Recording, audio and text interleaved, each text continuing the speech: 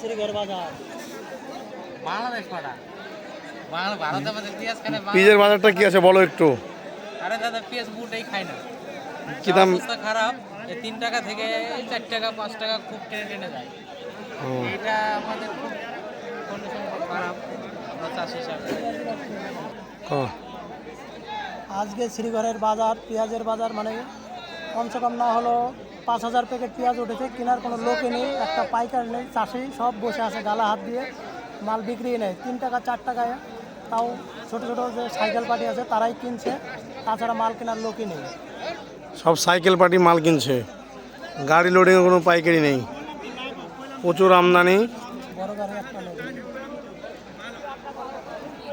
পেঁয়াজ কেনার যদি কেউ থাকো তাহলে কন্ট্যাক্টে এই নম্বরে যোগাযোগ করবে। কাকা বলো কিছু, বাজার কেমন কি? বাজার খারাপ।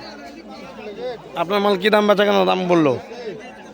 3.5 টাকা 3 টাকা। 3.5 টাকা 3 টাকা।